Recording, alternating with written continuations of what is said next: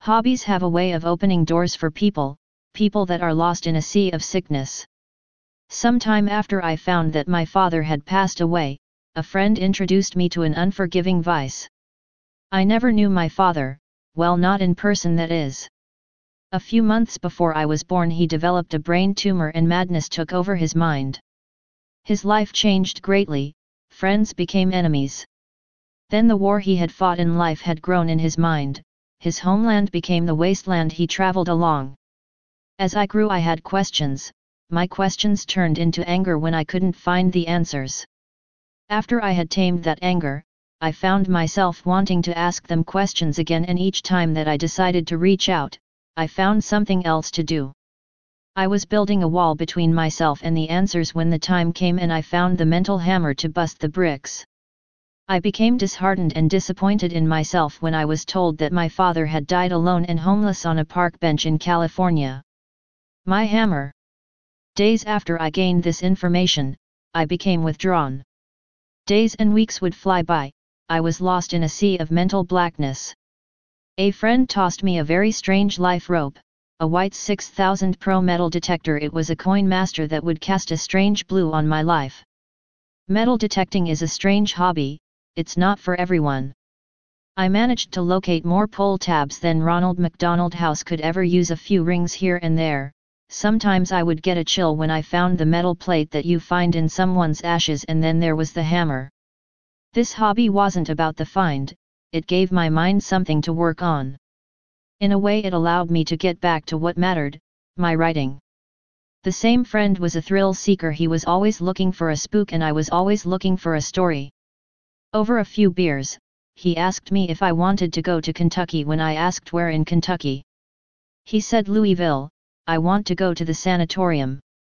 Pleading his case, he claimed to know a guy that knows a guy and we could have the run of the grounds for a few days. Looking at me he said, just imagine what you might find there. No one has dug a thing except a whole bunch of graves in 100 years. I smiled, thinking to myself a road trip would be great. Let's go. You had me at sanatorium. My hammer. A few days later, we headed out. I packed a few changes of clothes, a few notebooks for writing and my whites detector. To this day I don't know why he wanted to go and I never asked. What was known as Waverly Hills was purchased by Major Thomas Hayes in 1883 as the Hayes family home. Since the new home was far away from any existing schools, Mr. Hayes decided to open a local school for his daughters to attend. He started a one-room schoolhouse on Pages Lane and hired Lizzie Lee Harris as the teacher. Due to Miss Harris's fondness for Walter Scott's Waverly novels, she named the schoolhouse Waverly School. Major Hayes liked the peaceful-sounding name, so he named his property Waverly Hills. The Board of Tuberculosis Hospital kept the name when they bought the land and opened the sanatorium. In the early 1900s, Jefferson County was severely stricken with an outbreak of tuberculosis. There were many tuberculosis cases in Louisville at the time because of all the wetlands along the Ohio River, which were perfect for the tuberculosis bacteria. To try to contain the disease, a two-story wooden sanatorium was opened which consisted of an administrative/main building and two open-air pavilions, each housing 20 patients, for the treatment of early cases.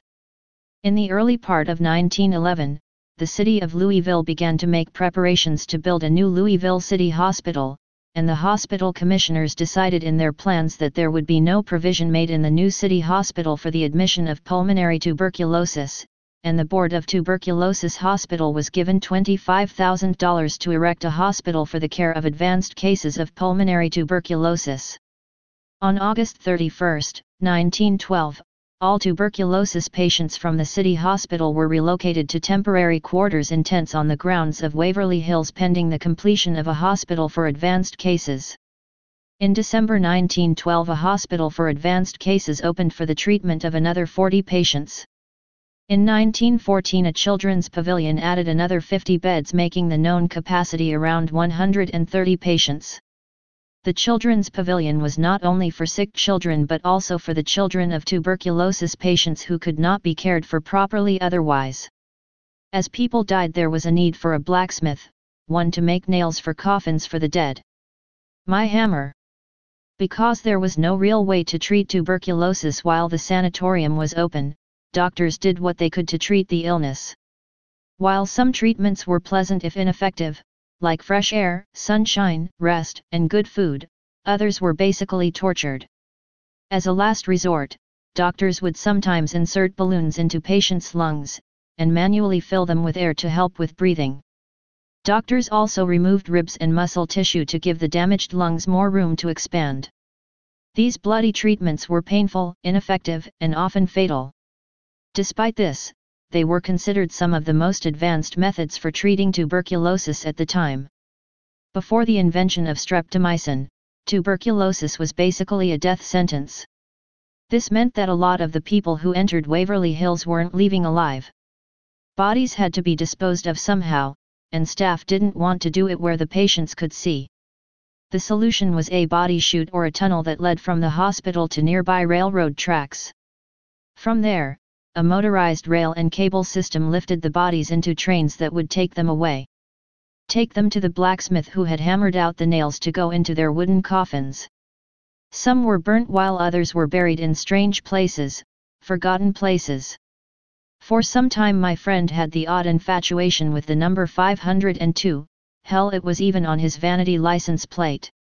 When I asked him why, he claimed when he was a kid he had this recurring dream of a nurse holding his hand as they walked down a long hall toward a door marked 502. It wasn't until I took my first step into the sanatorium he told me there was a room here marked 502, and in that room, the head nurse of the room was found hanging from a light fixture. This was believed to be a suicide, triggered by depression over an unwanted pregnancy. But no one knows how long she hung there before somebody found her still swinging back and forth. Not 4 years later, another nurse who worked in the same room jumped off the roof patio to her death.